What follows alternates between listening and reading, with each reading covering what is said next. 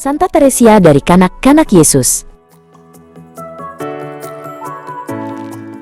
Florence sedang melihat kalender liturgi.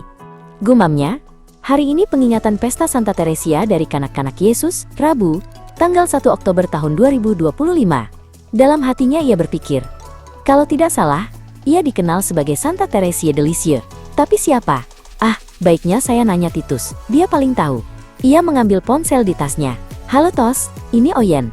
Titus menjawab, Hai Yen, ada apa nih? Mereka lalu janjian ketemu di Taman Tribeca di salah satu mall.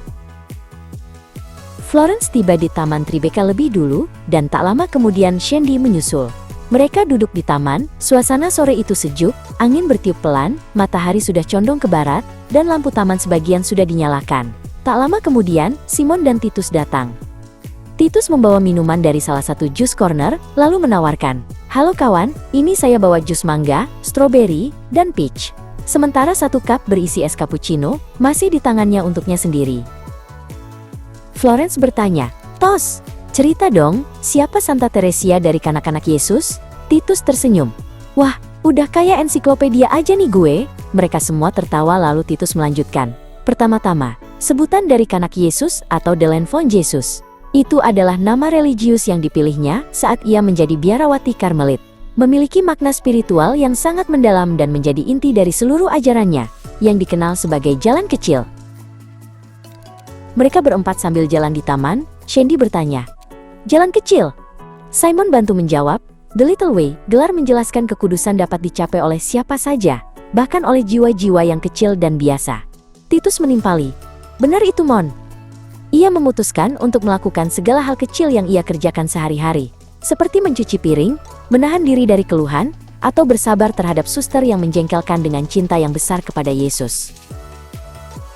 Florence terkagum.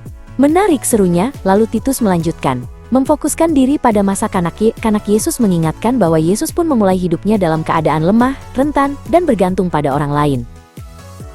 Florence tertegun sejenak. Lalu, siapa dia sesungguhnya? Simon menjawab, nama lengkapnya, Marie-Françoise Thérèse Martin. Seorang biarawati Karmelit, tak berkasut dari Lisieux, Prancis di abad ke-18. Titus menambahkan, gelar pujangga gereja atau Doctor of the Church dianugerahkan oleh Paus Yohanes Paulus II pada tahun 1997. Walau tidak pernah meninggalkan biara, ia dikenal sebagai pelindung karya misi gereja dan pelindung Prancis. Julukannya yang populer adalah Bunga Kecil Yesus atau La Petite Fleur de Jésus.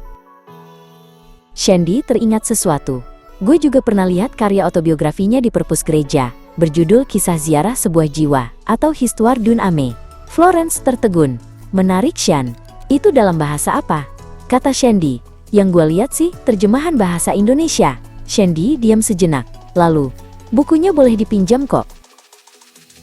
Simon kembali menjelaskan, sebagai biarawati Karmelit, ia terikat pada kehidupan klausura atau tertutup. Misi utamanya adalah doa.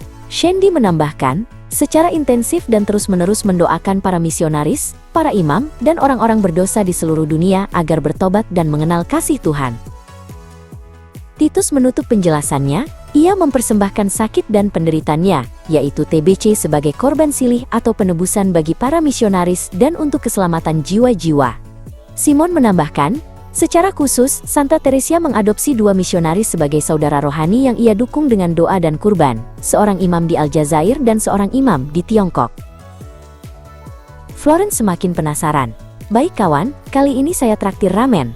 Tos, besok temenin gue ke perpus gereja ya? Titus menjawab, aman Beb,